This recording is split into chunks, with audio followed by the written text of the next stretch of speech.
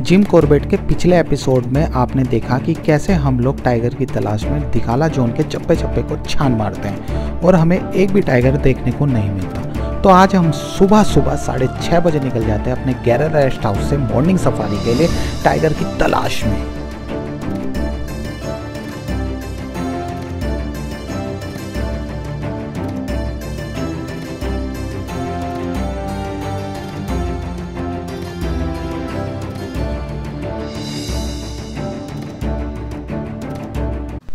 गैरल से निकलते ही हमें रास्ते में ताजे ताजे टाइगर के पग मार्क्स दिखाई दे जाते हैं। और वैसे भी आज सुबह 4 बजे के करीब हमें हमारे रूम से टाइगर के ग्रोलिंग करने की काफ़ी आवाज़ आ रही थी। मानो ऐसा लग रहा था कि टाइगर हमारे रूम के बाहर ही खड़ा है और बोल रहा है कि भाई बाहर आ जाओ टाइगर देखने के लिए। पग मार्क्स देखकर आज तो मुझे यकीन हो गया था कि भाई अभी थोड़ी दूर में ही मुझे टाइगर दिखने वाला है। इसमें थोड़ी मेरी हवा भी टाइट हो रही थी। मेरा फर्स्ट एक्सपीरियंस जो होने वाला था। दिखा। सुबह का टाइम होने के कारण हमें रोड पे काफ़ी सारे डियर्स भी दिखाई दे रहे थे। हर 100 मीटर की दूरी पे डियरों का झुंड खड़ा था, रोड पे ही खड़ा है। जिसमें बड़े बड़े डियर और उनके बच्चे साफ साफ हमें नज़र आ रहे थे। और माहौल भी काफ़ी टेंस बना हुआ था। ऊपर से सुबह का टाइम, हल्का अंधेरा हो रहा था।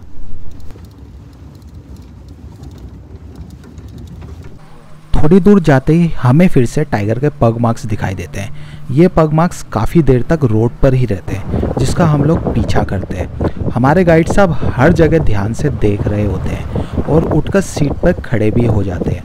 काफ़ी दूर तक पीछा करने के बाद भी हमें टाइगर नहीं दिखाई देता।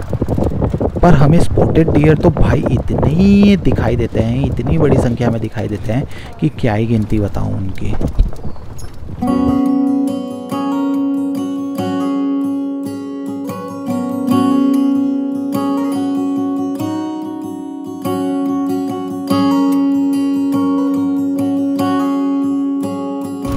फिर हम लोग पहुंच जाते हैं दिकाला। भाई यहाँ तो ग्रासलैंड पे कोहरा ऐसे छाया हुआ था जैसे घास ने चादर ओढ़ ली है। दूर हमें कुछ गाड़ियाँ खड़ी मिलती हैं। उनके पास जाकर हम लोग देखते हैं तो वहाँ सामने एक हाथी रोड क्रॉस कर रहा होता है, जिसके बाद हम वहाँ खड़े होकर उस हाथी को देखने लगते हैं। फिर चारों तरफ नज़र दौड़ाने के बाद हम देखते हैं कि भाई यहाँ तो 5-5 हाथी खड़े हैं।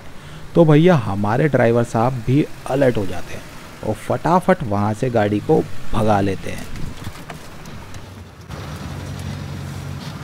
चलो भैया चलो।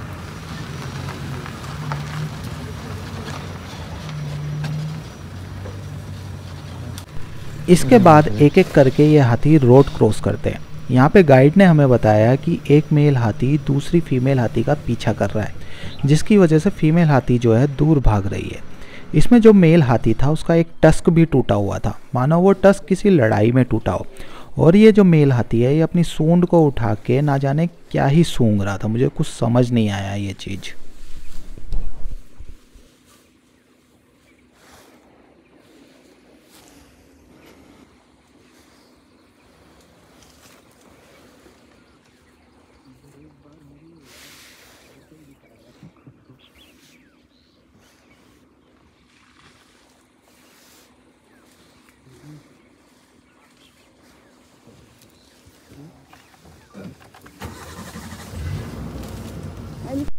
इसके बाद हम लोग वहाँ से निकलते हैं और देखते हैं कुछ दूरी पे बहुत सारी गाड़ियाँ खड़ी हैं।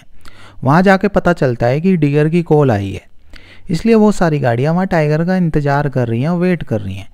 थोड़ी देर वेट करने के बाद कुछ गाड़ियाँ दूसरी तरफ भागने लगती हैं, जिनके साथ साथ हम लोग भी दूसरी तरफ भागते हैं।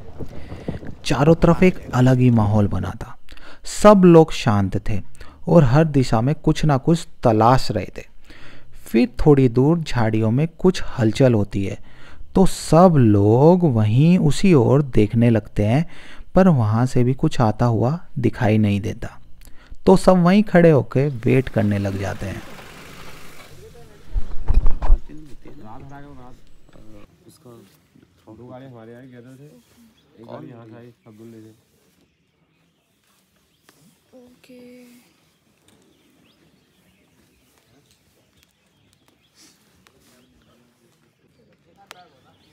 अचानक से फिर एक कॉल होती है, पर पता चलता है ये एक बर्ड है जो चिल्ला रही है। अभी भी वहां टेंस का माहौल बना हुआ था।